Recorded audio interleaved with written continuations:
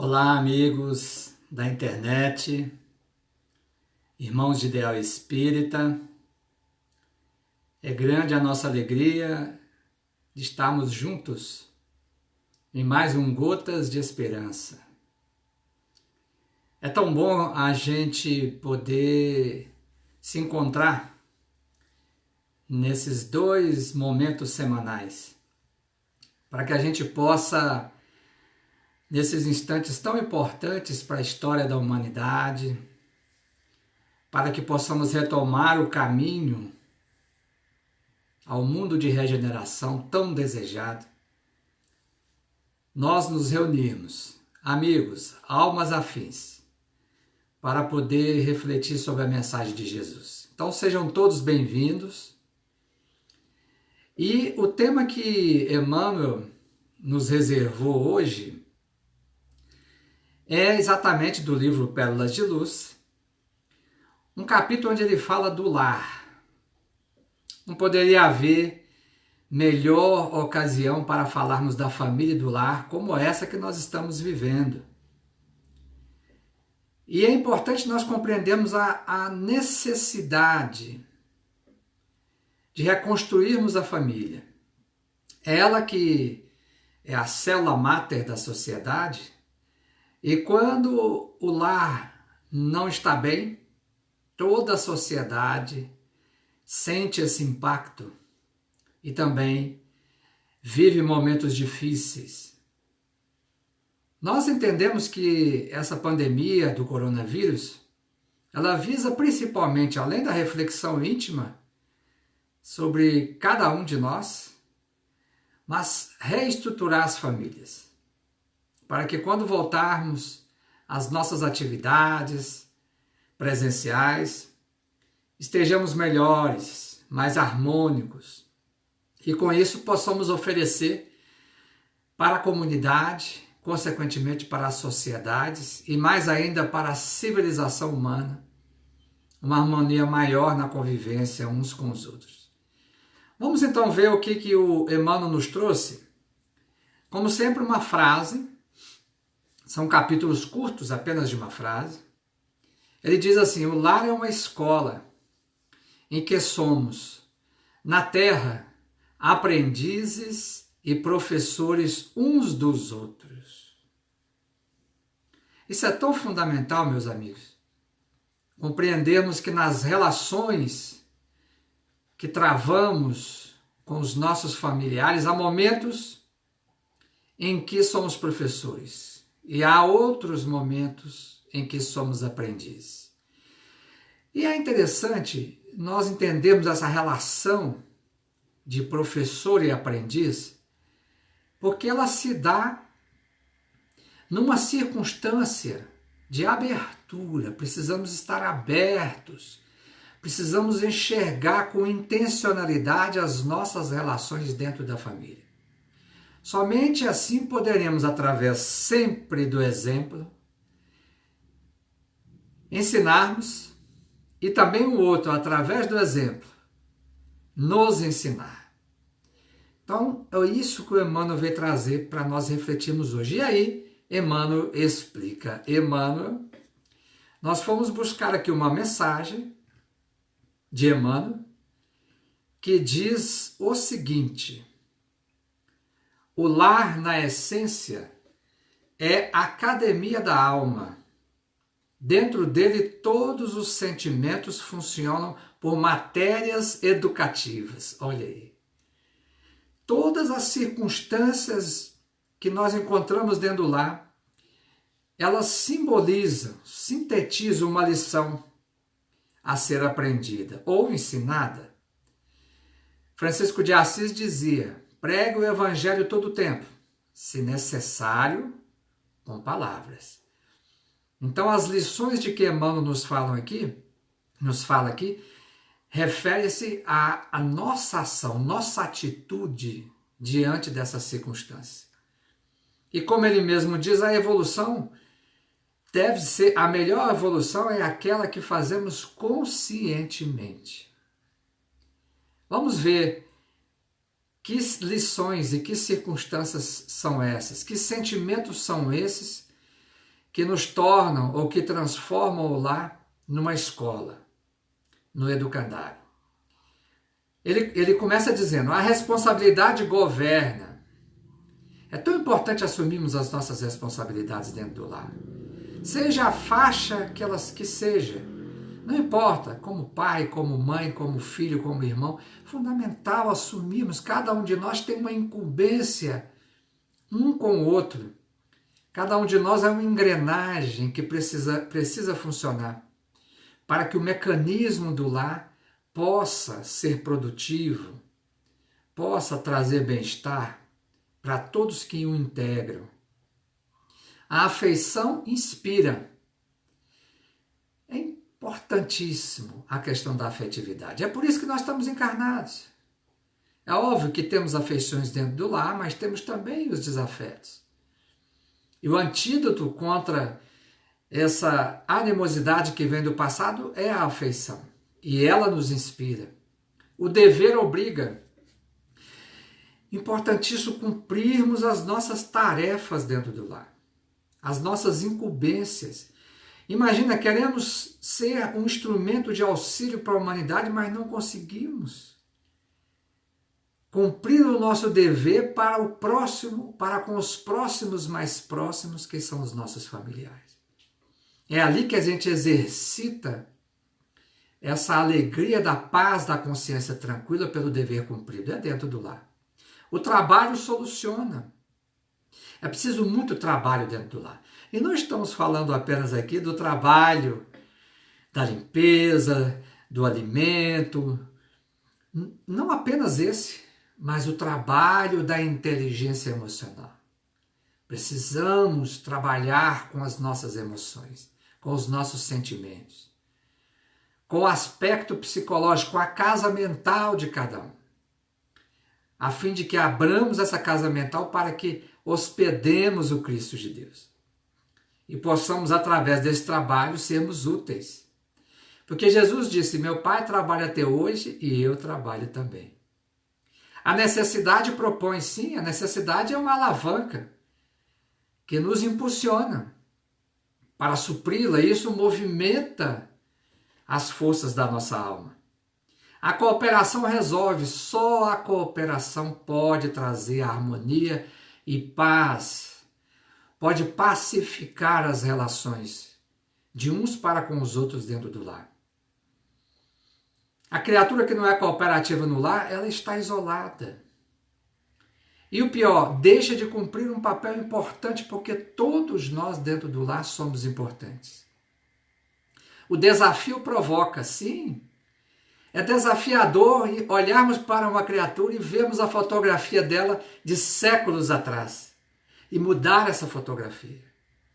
Compreendermos que ela caminhou, nós também caminhamos. Compreender que os tempos são outros, embora os atores sejam os mesmos. É desafiador, mas a vida é movida a desafios. E o desafio maior que nós temos agora, aquele que nós podemos lidar, é o desafio da nossa família. Porque nós também, para os outros membros da família, somos um desafio. Não nos iludamos. A bondade auxilia. Jesus era a bondade por excelência. Mas ele era tão humilde, porque ele sabia que a bondade provia de quem? Provia do Pai Celestial, que quando o chamaram de bom, ele disse, por que me chamais bom? Bom é o Pai que estás nos céus. Bom é o Pai, mas a bondade do Pai flui através de nós. E naquela pergunta 886 do Livro dos Espíritos, quando Kardec pergunta o que era a caridade, conforme entendia Jesus, os Espíritos respondem 3 coisas. A primeira é a bondade. Benevolência para com todos. Bondade. A ingratidão espanca, como é doloroso recebermos a ingratidão ou sermos ingratos. Porque pressupõe uma quebra de confiança. E o lar é como se fosse aquele espaço onde nós podemos ser naturais, aquilo que de fato somos. Mas ser aquilo que de fato somos não é aquilo que achamos que somos. Aquilo que de fato somos, nossa natureza íntima, é amor. Aquilo que achamos que somos é incompreensão, é ingratidão, é animosidade, é conflito, que são as questões da nossa personalidade. E que viemos ao mundo para transformar, para renovar, aproximar a personalidade do ser interior, do eu superior. O perdão balsamiza. Falamos que eram 3 coisas que os Espíritos responderam o que era a caridade, conforme entendia Jesus. A bondade, benevolência para com todos. Uma outra era o perdão das ofensas. Gente, o perdão não quer dizer que nós tornamos o outro melhor do que nós, ou que damos razão para o outro. Não, nós é que precisamos do perdão. O perdão nos liberta, além de facultar o outro uma reflexão importante sobre a sua própria atitude para conosco. A doença corrige. Sim, a enfermidade é a medicação para a alma. A enfermidade traz aquilo que nós precisamos refletir sobre nossas atitudes, porque são as atitudes e as nossas posturas morais que acabam lesando as estruturas dos corpos sutis. E mais dia menos dia, o distúrbio físico, a doença, o transtorno orgânico acaba chegando na nossa vestimenta material. Então, é importante refletirmos por que adoecemos. Uma unha encravada tem um propósito, tem um alerta. E só nós podemos refletir sobre isso. E aí, refletindo, arregaçarmos as mãos e buscarmos trabalhar e harmonizar aquele processo. Olha que maravilha que é a escola do lar. O Emmanuel prossegue. O cuidado preserva. Precisamos cuidar uns dos outros. Porque à medida que nós cuidamos, também somos cuidados. Isso é a própria lei de causa e efeito. O egoísmo aprisiona. É necessária a fraternidade. Queremos ser fraternos lá fora, mas não conseguimos ser fraternos dentro do lar. Ali que são os maiores desafios. E quando falamos lá, agora é o lar consanguíneo. Mas existem outras famílias. A família da casa espírita, a família do trabalho. E precisamos exercitar a dinâmica da fraternidade, que é a antítese. É aquilo que elimina o egoísmo. A renúncia liberta. Ficamos tão aprisionados no apego. Não deixamos o outro caminhar. Queremos controlar a sua vida, isso é apego. Precisamos nos libertar do apego e deixar as criaturas seguirem o seu caminho como nós seguimos o nosso. A ilusão em sombra. Como é bom a gente se desiludir uns com os outros. Desilusão não é ruim. Ou não é ruim. Nós é que criamos expectativas uns com os outros, colocamos uns aos outros no patamar que ainda não alcançamos. E é tão bom quando a gente vem para a faixa evolutiva que corresponde à nossa situação. Aliás, Emmanuel disse que essa é a verdadeira humildade, a capacidade de nos reconhecer na nossa condição evolutiva. E isso não é ruim, pelo contrário, é bom. Porque tirando aquela expectativa exagerada que colocamos uns nos outros, nós podemos nos compreender melhor. Podemos ver que todos nós temos telhados de vidro. E, portanto, ninguém pode acusar um ao outro. Por isso que Jesus disse, atire a primeira pedra aquele que estiver livre de pecado. E todos que estavam ali para apedrejar a mulher adúltera foram se retirando. Os mais velhos primeiro, certamente haviam pecado mais. E depois os mais novos. A dor ilumina. A dor lança luzes nas nossas chagas. Seja dores físicas ou morais. Porque a dor nos devolve a conexão com o Pai. Lamentavelmente, só nos lembramos do Criador no momento da dor. Então a dor tem esse papel de nos apontar o caminho de volta, fazer com que a gente caia em si como o filho pródigo, para retornarmos à casa do Pai. A exigência destrói, sim. Como podemos querer exigir do outro aquilo que nós mesmos não temos para oferecer? A humildade refunde. Que beleza! A humildade refunde. A humildade é a porta, é o alicerce para a enxertia espiritual. A humildade é talvez o maior dos elementos que nos propicia o aprendizado dentro do lar. Porque enquanto nos colocamos numa posição superior a quem quer que seja dentro do lar, não conseguimos aprender a lição que aquele coração irmão está querendo nos ensinar. Mas quando nos liberamos, percebemos que no íntimo somos todos filhos do Altíssimo, mas que ainda somos muito carentes da sua graça, aí a escola do lar funciona na sua plenitude, no seu grande potencial. Há momentos de professores e há momentos como alunos, porque a humildade chegou dentro da dimensão, da atmosfera psíquica da nossa família.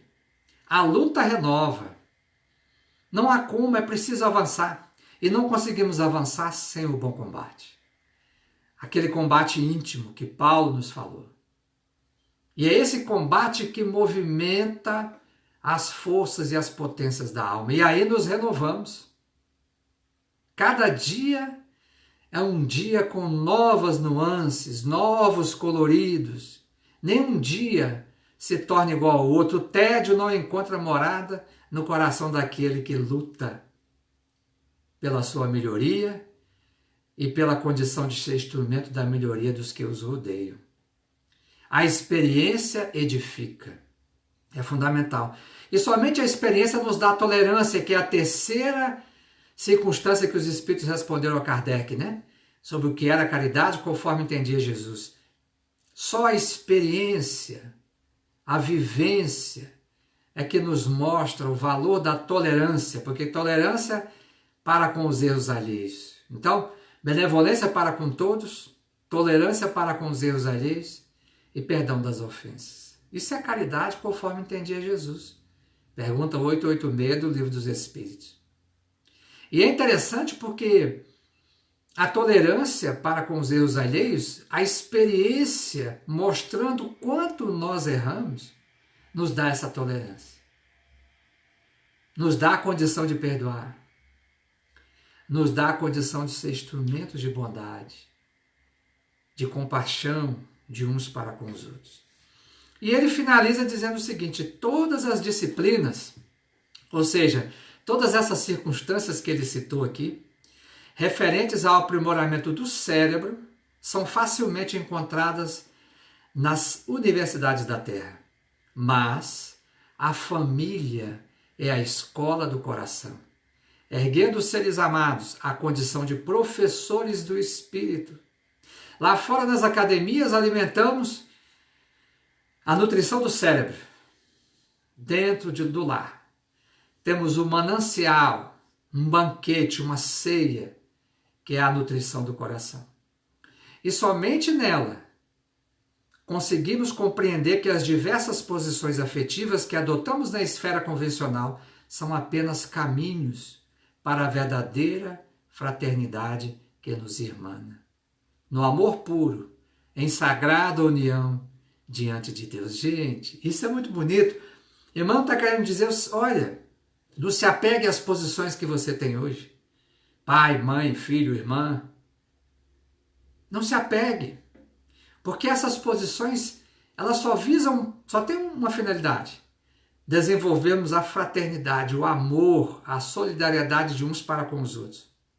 No passado, essas posições poderiam estar invertidas, completamente invertidas. No futuro, podem se inverter de novo.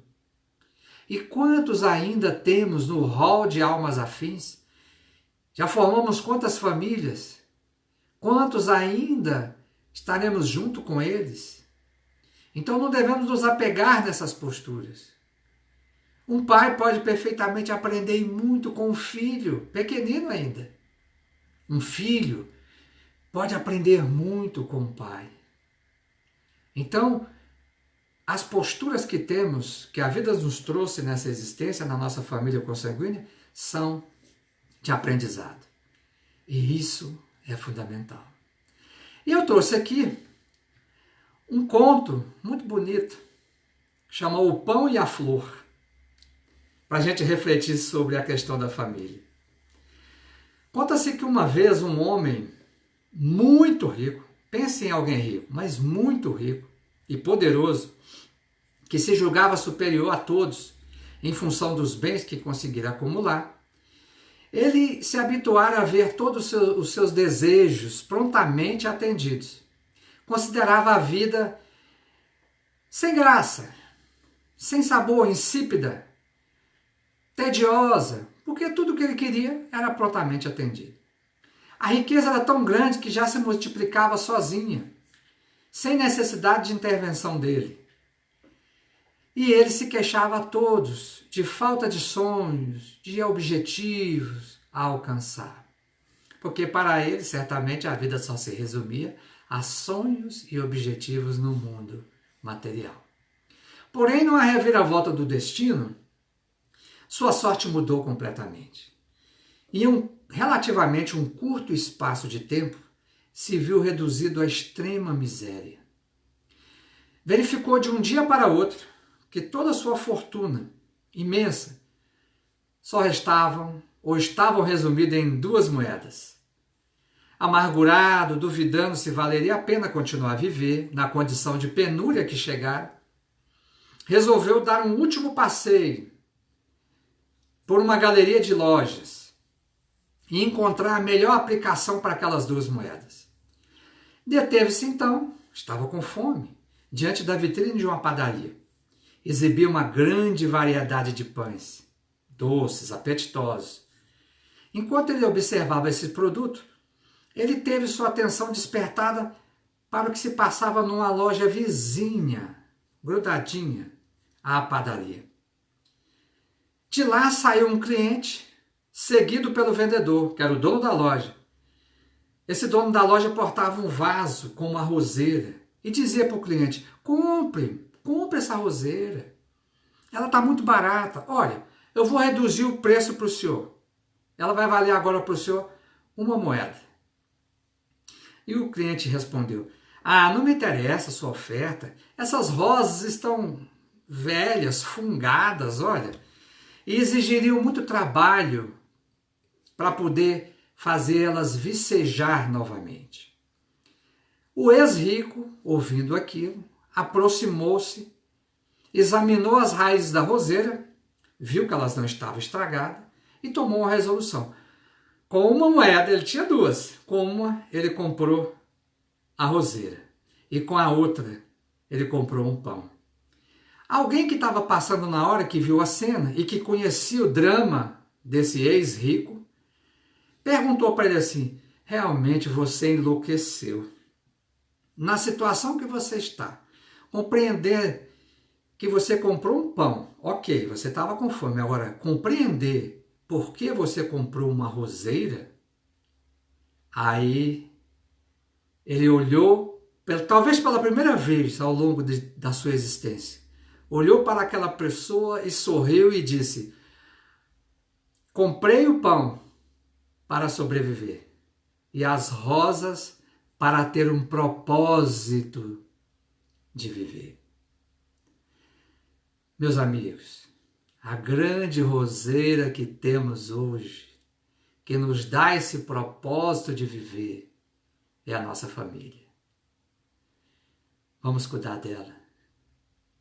O pão que significa o trabalho, a ação lá fora, ele é importante.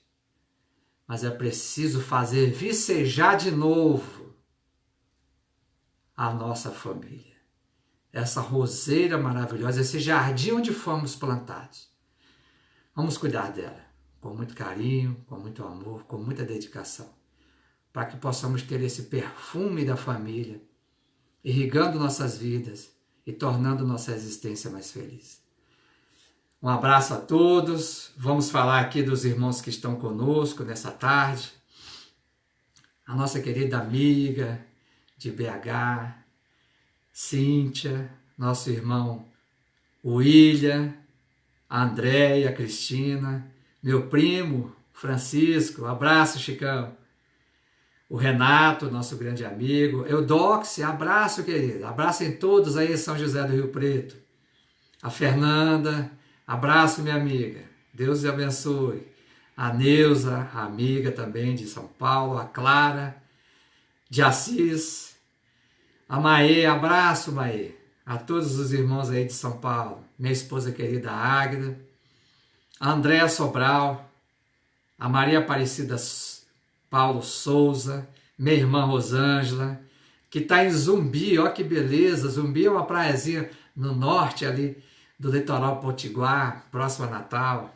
Abraço minha irmã, abraço a nossa mãe querida aí, Dona Célia, também de Natal, Rodrigo, ô meu irmão, abraço, esposo da Cíntia, bom ter você aqui conosco, viu? Lívia, beijo grande, minha amiga, de Juventude Espírita. Pauliane, abraço em todos aí em Natal. Nos despedimos de todos, rogando a Jesus que continue nos fortalecer, nos amparar, e que nós possamos, no sábado, estarmos aqui juntos, em mais um encontro, na nossa palestra às 20 horas. Paz, saúde e alegria a todos. Deus nos abençoe.